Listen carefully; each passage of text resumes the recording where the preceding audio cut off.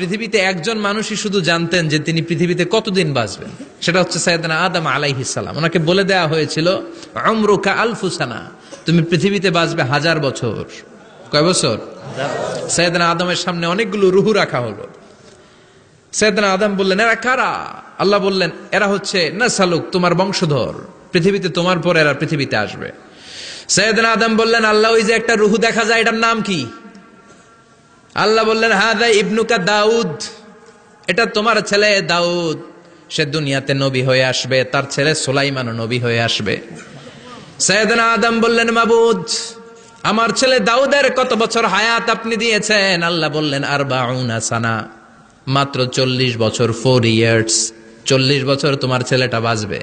ও আল্লাহ, আমি বাঁচবো কয় বছর? তুমি বাঁচবা 1000 বছর। সুবহানাল্লাহ। সাইয়েদনা আদম বললেন, মাবুদ, এত ফুটফুটে সুন্দর আমার ছেলে দাউদ, মাত্র 40 বছর দিলেন কেন? জিদ মিন উমরিহি, বাড়ায়া দেন। কি করেন? সুপারিশ করতেছে পোলার লাইগা কে? বাবা। আল্লাহ আপনি বাড়ায়া দেন। আল্লাহকে বাড়ানো যাবে না, লেখা হয়ে গেছে। রুফিআতিল আকলাম ওয়া জাফফাতিস সুহুফ, কলম তুলে নেওয়া হয়েছে আর কালি শুকায় গেছে, আর কিছু করা যাবে? সাইয়েদনা আদম বললেন, মাবুদ, আমার 1000 বছর কেন দিলেন? আমার এই সুন্দর ফুটফুটে ছেলেটারে মাত্র শুধুমাত্র 40 বছর কেন দিলেন? ও মাবুদ, আমার 1000 বছরের দরকার নাই, আমার 1000 বছর থেকে 60 বছর আমি আমার ছেলেরে দিয়ে দিলাম। দাউদ আলাইহিস সালাম বাঁচবে 40 বছর, তো বাপ আদম যদি আরো 60 দেয়, 40 আর 60 মিলে কত হয়? 100।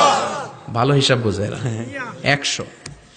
আর আদম আলাইহিস সালাম পেয়েছিলেন 1000 বছর, 60 কমে গেলে রইল কত? 940 বছর পৃথিবীতে থাকার পরে মালাকুল মাউত চলে এসেছে, কারণ এটা on time. The death will come on time, it never late, কখনো দেরি হয় না।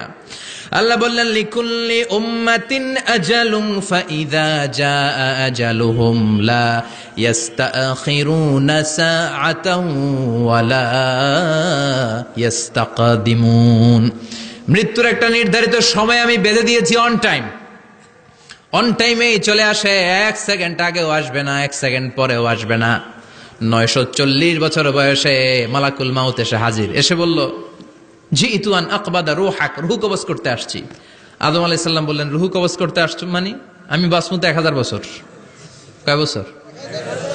মালাকুল মাউত বললেন, না না, ওই যে আগের কথা স্মরণ করেন, আপনি 60 বছর দিয়ে দিয়েছিলেন। কয় না, আমি দেই নাই, আমি আরো বাঁচুম, আরো 60 বছর পাওনা আছি, আমি দেই নাই। মালাকুল মাউত বললেন, আপনি দিয়েছেন? আদম বলে, দেই নাই। মালাকুল মাউত বলে, আল্লাহ ঘটনা দেখেন, দিয়া কয় দেই নাই। আল্লাহ কয়, থাক, কথা কইস না, আয়া পর। সুবহানাল্লাহ পড়েন। নাসিয়া আদম ফানাসিয়া বানু, ভুলে গেছেন উনি। আমরা ভুলে যাই, আমরা খেয়ে বলছি খাই নাই, নিছিলাম পকেটে, কয় নেই নাই। এরকম ডাকাইত আছে না নাই? নাসিয়া আদম ফানাসিয়া বানু, বিশ্বনবী বললেন, আদম ভুলেছে তো তার সন্তানরাও ভুলে যায়।